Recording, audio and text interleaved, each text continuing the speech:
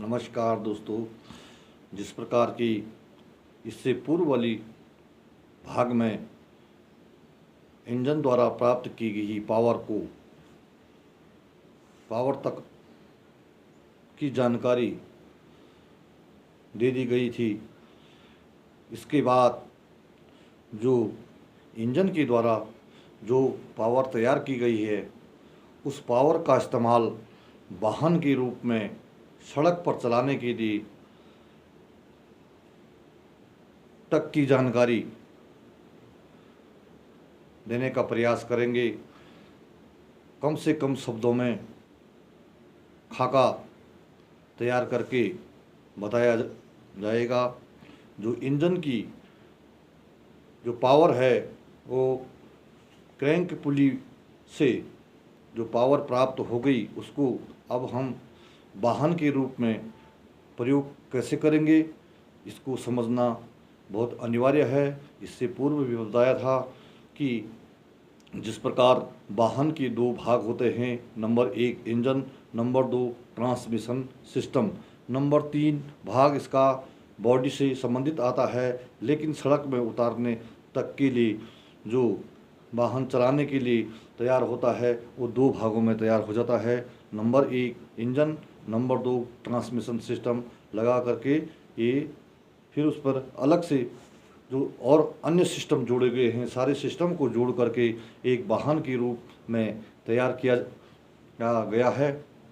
तो ऑटोमोबाइल जो इंजन हैं, उन इंजन के पीछे वाहन शब्द जोड़ करके, मतलब ट्रांसमिशन को जोड़ के वाहन को बनाया गया।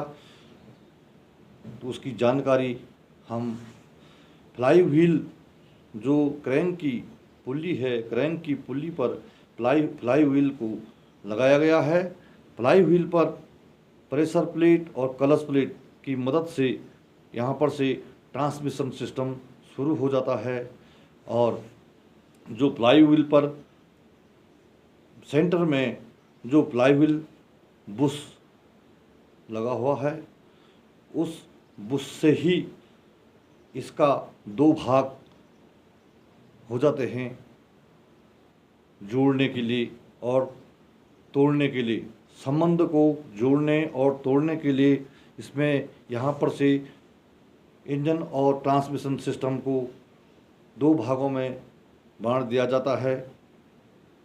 इसके बीच ड्राइविंग करते समय या ड्राइवर केबिन में क्लच का इस्तेमाल किया गया है। तो क्लच एक ऐसा माध्यम है जो वाहन का जो क्लच एक ऐसा माध्यम है जो कि इंजन और ट्रांसमिशन सिस्टम की को जोड़ने और तोड़ने का कार्य करता है। अगर हम क्लच को दबा देते हैं तो इसमें केवल वाहन का एक ही भाग रह गया, वो इंजन, और दूसरा भाग ट्रांसमिशन अलग अलग हो जाते हैं, दोनों भाग अलग अलग हो जाते हैं। इसलिए जो है क्लच दबाने से ट्रांसमिशन सिस्टम और इंजन का जो भाग अलग अलग हो जाता है, और क्लच को छोड़ देने से पाँव हटा देने से सिस्टम, इंजन और ट्रांसमिशन सिस्टम जोड़ दिया जाता है, इसके संबंध को जोड़ दिया जाता है। तो यहाँ पर से हमने क्लच प्लेट और प्रेशर प्लेट की मदद से फ्लाई व्हील तक इंजन की जो चाल है उसको ट्रांसमिशन में बदली करके उसको एक रूटीन चाल, जो इंजन की प्रॉपर चाल है, जो खड़ी चाल है, उसको हमने अब सड़क पर चलाने के लिए उसको पड़ी चाल में तब्दील करना है। तो इसमें यहाँ पर से जो सिस्टम लगाए गए हैं, वो सिस्टम इस प्रकार से हैं। Number 1 clutch plate, pressure plate और गियर बॉक्स की मेन शाफ्ट, जो गियर बॉक्स की मेन शाफ्ट है, क्लच शाफ्ट है, वो जो है फ्लाई व्हील तक की चाल को ले जाने के लिए उसमें क्लच प्लेट लगी हुई है और जो कि क्लच शाफ्ट के माध्यम से चाल को ट्रांसमिशन में तब्दील करता है। गियरबॉक्स के बाद गियरबॉक्स की अलग से परिभाषा है। उसमें गियरबॉक्स के बाद ट्रांसमिशन सिस्टम का अगला भाग यूनिवर्सल ज्वाइंट हो जाता है। जो गियरबॉक्स की जो मेन शाफ्ट है, मेन शाफ्ट से आगे जो पुल्ली जो क्रॉस लगा हुआ है, वहाँ से ये यूनिवर्सल ज्वाइंट के माध्यम से फिर प्रोपेलर शाफ्ट जो एक लंबी सी शाफ्ट है, वो प्रोपेलर शाफ्ट के माध्यम से और यूनिवर्सल ज्वाइंटों के माध्यम से इस चाल को, इंजन की चाल को जो है डिफरेंशियल के यूनिवर्सल ज्वाइंट तक या डिफरेंशियल तक पहुंचाया गया है। डिफरेंशियल के अंदर तक यहाँ पर तक पहुंचाया गया है। जो डिफरेंशियल के अंदर जो पिनियन है, जो बेबिल पिनियन है, बेबिल डिफरेंशियल के अंदर जो क्रॉस के बाद जो यूनिवर्सल ज्वाइंट पर बेबिल पिनियन फिट होता है, वो वहाँ तक की चाल, इंजन की खड़ी चाल को वहाँ तक जो है डिफरेंशियल तक, खड़ी चाल को जो गोलाई वाली चाल है वहाँ तक पहुँचाई जाती है, डिफरेंशियल के बेबिल पिनियन तक। अब प्रश्न उठता है कि यहाँ से जो इंजन की चाल है, जो गोलाई के रूप में वाहन की बनने के लिए, वाहन को चलाने के लिए ले जाई गई है, वो चाल अब बेबिल पिनियन से किस प्रकार से रोड में चलाने के लिए, वाहन को आगे और पीछे ले जाने के लिए उस चाल को कैसे परिवर्तन करते हैं। तो इसमें डिफरेंशियल के अंदर एक बड़ा पिनियन, जिसको सन पिनियन कहते हैं, सन पिनियन पर बेबिल पिनियन को जोड़ दिया गया है। उसके जो दांत हैं वो क्लॉक एंटी क्लॉकवाइज जो है दांतों को, बेबिल पिनियन के दांत सन पिनियन के दांतों से मिला दिया गया है। और जो ये इंजन की गोलाई वाली चाल है वो बेबिल पिनियन से सन पिनियन के द्वारा उसको आगे, वाहन को आगे और पीछे चलाने के लिए उस गोल चाल को पड़ी चाल में बदली कर दिया गया है। यहाँ से वाहन का रूप तैयार हो गया है। इंजन की जो पावर है उसको वाहन बनाने के लिए वो पावर यहाँ तक तैयार की गई है, वैज्ञानिक के द्वारा यहाँ तक उसको बना करके तैयार किया गया है।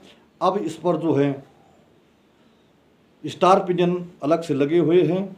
स्टार पिनियन का काम सड़क पर जब वाहन को ले जाते हैं तो उस समय वाहन को सीधी सड़क के बाद टर्न जब मोड़ आते हैं, दायां मोड़ और बायां मोड़ जब आते हैं तो उस समय सन पिनियन का काम स्टार पिनियन से हटना, और जो उस पर स्टार जो सन पिनियन है, सन पिनियन के बाद जो स्टार पिनियन है वो उसको दांतों को छोड़ के एक्सल को फ्री कर देता है और बाहर जो अंदर का पहिया है वो स्टार पिनियन पर जकड़ लेता है और बाहर का जो पिनियन होगा वो एक्सल के जो सन पिनियन को है वो छोड़ देता है और बाहर का पहिया फ्री हो जाता है। इसलिए टर्निंग पूरी कट जाती है।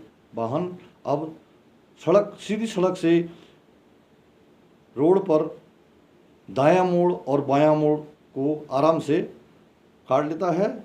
तो यहाँ तक जो है इंजन की जो खड़ी चाल है बेबिल पिनियन तक जाती है और उसके बाद उसको बड़ी चाल में जो परिवर्तन किया गया है, साधारण भाषा में, साधारण शब्दों में, वो उस चाल को सन पिनियन के द्वारा सूरज की तरफ पिनियन, जो सबसे बड़ा पिनियन होता है, उस पिनियन पर उस चाल को परिवर्तन कर करके उसके बाद उस पर हाफ शाफ्ट लगा करके फिर दोनों पहियों को तक बायां और दाहिने साइड उसके एक्सल लगाए गए हैं। जो एक्सल उसको ज्वाइन करके उस पर टायर, पिछला टायर फिट किया गया है और वहाँ तक ये इंजन की चाल को गियर बॉक्स के माध्यम से, अब गियर बॉक्स की परिभाषा अलग से उसका अध्याय आएगा।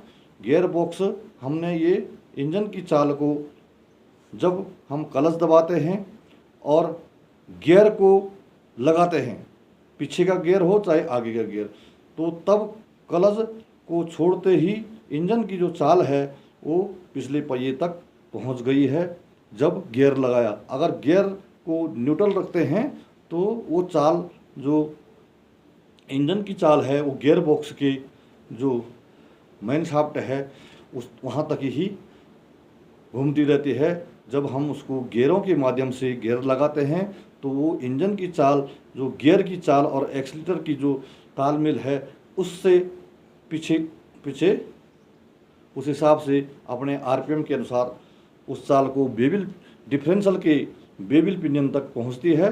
बेबिल पिनियन उसके बाद सन पिनियन को चाल देता है।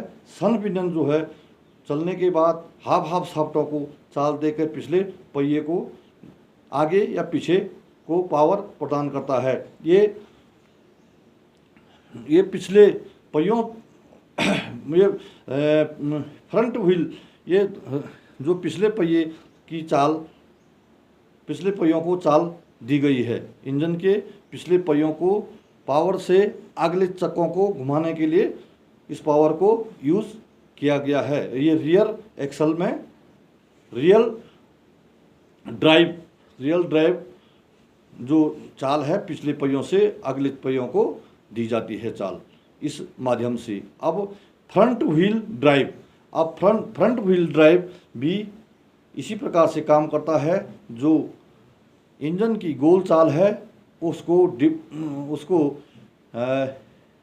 उसमें डिफरेंशियल जो है वो गियर बॉक्स के, जो गियर बॉक्स से जो ये शाफ्ट फ्रंट व्हील को जाती है डिफरेंशियल, उसी पर उसको डिफरेंट करके उस चाल को अगले फ्रंट व्हीलों में दी जाती है। फिर फ्रंट व्हील जो है इंजन की पावर को फ्रंट व्हील से पिछले पहिए को चाल मिलती है। फ्रंट व्हील और रियर व्हील ड्राइव को अलग से भागों में बताया जाएगा, क्योंकि इसमें ज़्यादा बड़ी वीडियो बन जाती है जिससे लोग समझ नहीं पाते हैं। लेकिन अब हमने जो इंजन की चाल आज तक जो भी वीडियो बनाई हैं वो, इसलिए पूर्व वीडियो को अगर किसने पूरा देखेंगे तो एक इंजन का खाका दिमाग में आ जाता है और उसके बाद वाहन के रूप में इंजन की पावर को वाहन के रूप तक इस वीडियो में समझाया गया है। छोटे से छोटे शब्दों में कम से कम करके बताया गया है। इसके बाद इसको किस प्रकार से ये चाल ट्रांसमिशन में जाती है और कहाँ से क्या होता है, इसका डिटेल से वीडियो धीरे धीरे इसके अलग अलग भागों में समझाने का प्रयास करेंगे। और जैसा कि हमने बताया है कि ये प्रत्येक आदमी को, इस जो वाहन को ऑपरेट करते हैं, अपने घरों में वाहन रखे हुए हैं और वाहन को चलाते हैं, उनको ये जानकारियाँ लेनी अति आवश्यक है। चाहे जानकारी आप किसी भी माध्यम से लें, और ये ज़रूरी नहीं कि आप हमारी ही उससे इस जानकारी को लें, आप किसी भी माध्यम से जानकारी दे करके इस के बारे में समझें।